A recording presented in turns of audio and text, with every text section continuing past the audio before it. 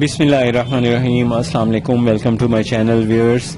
یہ جو آج کل بہت سے لوگ میرے پاس مریض ایسے آتے ہیں جو یہ کہتے ہیں کہ جی ہمیں مسلسل ہماری جو مثانے کا جو جلن کا ایشو ہے اس کے علاوہ ہمیں قطرے گر رہے ہیں اور ہر وقت ایک پیلی سی یا اس طرح کی سفید سی لعاب دار لیس دار سی رطوبت کا اخراج ہوتا رہتا ہے. کبھی رک جاتا ہے, کبھی زیادہ ہو جاتا ہے اور خاص طور پہ چھوٹا پیشاب ہے وہ جل کے آتا ہے. اس طرح کی جو کیفیات ہوتی ہیں جب اس کے بارے میں کیس ہسٹری لی جاتی ہے تو پتہ چلتا ہے کہ یہ بے راہ روی یا جنسی تعلقات جو ہوتے ہیں اس میں جو لوگ احتیاط نہیں کرتے ان کو یہ مسئلہ عام طور پہ یہ ہوتا ہے. تو اس مسئلے کا جو امپورٹنٹ سب سے پہلے مرحلہ ہوتا ہے وہ یہ ہوتا ہے کہ پہلے اس کی اس کو ڈائگنوز کیا جائے. تو اس کے لیے سب سے پہلے اس کی جو تعریف ہے اس کا انسان کا یعنی اس مرض میں کیا کیا مسائل ہوتے ہیں, کیا کیا علامات ہوتی ہیں اس کا انسان کو پتہ ہو تو پھر اس کو اس کے بارے میں احتیاط کا بھی پتہ ہوتا ہے تو اس سے بچا جا سکتا ہے. تو یہ جو مرض ہے اس کو سوزاک کہتے ہیں, اس کو انگلش میں گنوریا کہتے ہیں اور عربی میں اسے داؤ سیلان کہتے ہیں. تو یہ اس طرح سمجھیں کہ یہ ایک شدید قسم کا تکلیف دہ متعدی مرض ہوتا ہے جو جنسی تعلقات کی بے راہ روی سے پیدا ہوتا ہے. اس میں عضو تناسل جو ہوتا ہے اس کی بیرونی جلد اور اندرونی ساخت شدید متورم ہو جاتی ہے. اس کی وجہ سے جلن ہوتی ہے اور اس میں پیپ بھی آنے لگتی ہے. پیپ جب آتی ہے تو شدید درد کے ساتھ آتی ہے.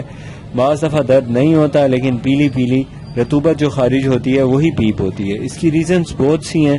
یہ مرض جنسی تعلقات کے دوران ایک دوسرے سے میں منتقل ہوتا ہے یا اس کا سبب وہ بیت الخلاء بنتے ہیں جہاں اکثر اس مرض کے مریض آتے جاتے ہوں.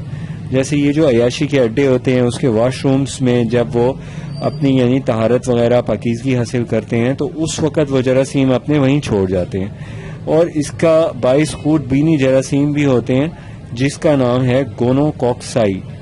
یہ ایک خود بینی بیکٹیریا ہے جو جسم میں داخل ہو جاتا ہے, اس کے بعد یہ مرض لاحق ہو جاتا ہے. اس کی جو علامات ہیں اس کی جو اہم علامات ہیں وہ آپ ذہن میں اگر رکھیں تو پھر آپ کو پتہ چل جاتا ہے کہ آپ کو سوزاک ہے. اور یہ ہر مرد کو کبھی نہ کبھی کسی بے احتیاطی کی وجہ سے یہ مرض لاحق ضرور ہو جاتا ہے, اس لیے کیئر کرنا بہت ضروری ہے.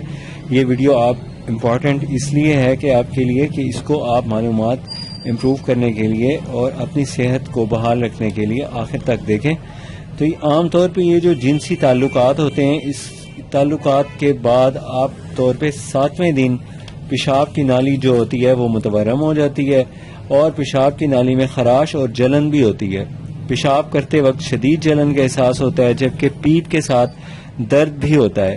مرض بڑھنے کے ساتھ ہی کنجران یعنی یہ جو انڈر آرمز ہوتے ہیں ان میں گلٹیاں بن جاتی ہیں, ایک خاص نشانی ہے. اور پھر کمر میں, کولوں میں یعنی ہپس میں اور عضو مخصوص کے ارد گرد کے حصوں میں درد پھیلتا جاتا ہے.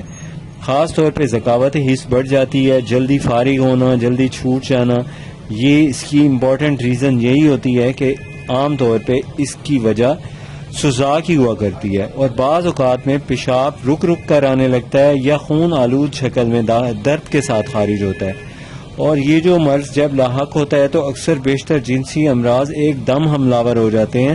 مثلاً کثرت شہوت ہو جاتی ہے, بار بار نفس کھڑا ہو جاتا ہے, حرکت کرنے لگتا ہے, مرد سمجھتا ہے میری مردانہ طاقت بڑھ گئی ہے, حالانکہ ایسا کچھ نہیں ہوتا.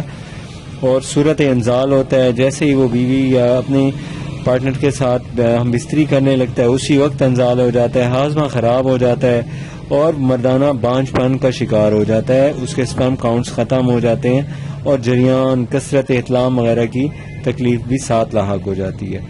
اس کو ٹھیک کرنا ہے تو سب سے پہلے تو دوستو اس میں خون صاف کرتے ہیں ہم مریض کا.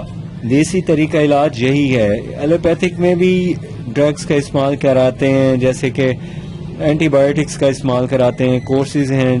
بس دیکھنا یہ ہوتا ہے کہ پیشنٹ کو جلد از جلد امپروومنٹ کی طرف لانے کے لیے جو ایفرٹ کر سکیں وہ کرنی ہوتی ہے.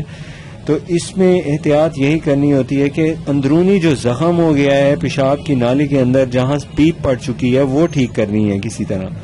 اور اس میں جو بیکٹیریا ہے وہ بھی ختم کرنا ہے. تو اس کے علاوہ ساتھ میں بے راہ روی پہ بھی قابو پایا جانا ضروری ہوتا ہے تاکہ تکلیف کے بڑھنے کا امکان نہ رہے.